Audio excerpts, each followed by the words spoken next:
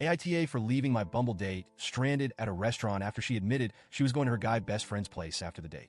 A couple of months ago, I matched with Anna on Bumble. From the very beginning, I felt like we had an amazing connection.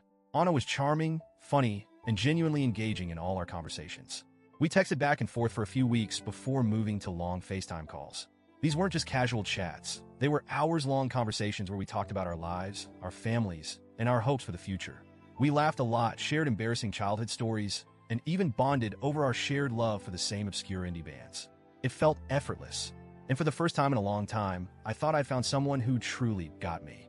After a few weeks of texting and calling, we finally decided to meet in person.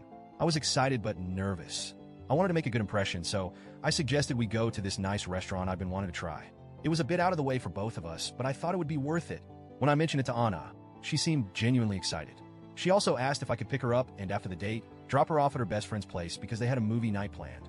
She explained that her best friend, Josh, was like a brother to her and that they had a standing tradition of hanging out once a week. At the time, I didn't think much of it. I've had female friends who were just friends, so who was I to judge? The night of the date, I picked Anna up, and she looked absolutely stunning. She was wearing this simple but elegant dress that perfectly matched her personality, effortlessly classy.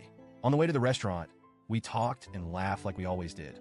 The car ride felt like an extension of our FaceTime calls, and I felt more and more confident that this was the start of something special. The restaurant was amazing. We shared appetizers, tried each other's dishes, and even ordered a dessert to split. Anna had a couple of drinks, and since I was the designated driver, I stuck to water.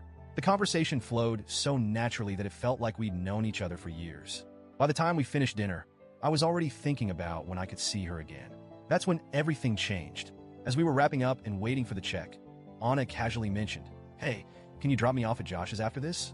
It took me a second to process, but then I remembered. Josh was the name of her guy best friend. At first, I didn't think much of it, so I asked, "Wait, who's Josh again?"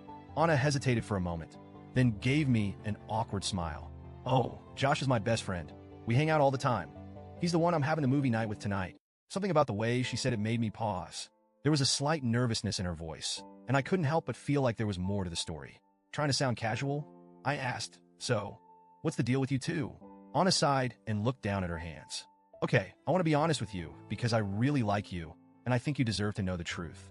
Josh and I have been best friends for years, and sometimes, during our movie nights, we make out. But it's not a big deal. It's just a casual thing between friends." I felt like someone had punched me in the stomach. Here I was, thinking this date was the beginning of something meaningful, and now she was telling me that she was planning to go make out with her best friend after our date? I didn't even know what to say.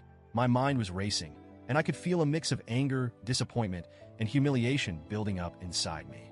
After a long pause, I finally managed to ask, "So, you're expecting me to take you to his place where you'll make out with him after tonight?" Anna's face turned red, and she quickly shook her head. "No, it's not like that. I mean, yes, we sometimes make out, but it's not serious. I really like you, and I want to be honest with you, because I see a future with you." Her words only made me feel worse. How was I supposed to believe that she was serious about me when she was still entangled in whatever this was with Josh? I tried to keep my cool, but I couldn't hide the hurt in my voice. "I think you should call Josh to come pick you up," I said. Anna looked shocked. "What? Why? I didn't mean to hurt you. I just wanted to be upfront because I thought you'd appreciate my honesty." "I do appreciate your honesty," I replied. "But I can't sit here and pretend like this doesn't bother me. I'm not going to drop you off at another guy's place after everything that's happened tonight." She looked like she was about to cry, and for a moment, I felt a pang of guilt. But I also knew I had to stand up for myself. I paid for my portion of the dinner, told her goodnight, and walked out. As I drove home, I couldn't stop replaying the night in my head. Part of me felt justified in leaving. I had every right to set boundaries and remove myself from a situation that felt disrespectful. But another part of me wondered if I'd overreacted. Was Anna really trying to be malicious? Or was she just being honest about a complicated situation? And should I have handled it differently? When I got home, I called my sister to vent and get her perspective. My sister is usually my voice of reason, but this time, she surprised me. She said I was in the wrong. "You shouldn't have left her stranded," she said, "especially after she was being upfront and honest with you. That's not how you treat someone you care about." I tried to explain my side. How could I be expected to wine and dine someone, only to turn around and play chauffeur to the guy she's clearly still tangled up with? It felt like a slap in the face. My sister sighed. "I get why you're upset, but you could have at least waited with her or helped her arrange a ride home. Walking out like that wasn't fair." Her words stuck with me, and now I'm torn.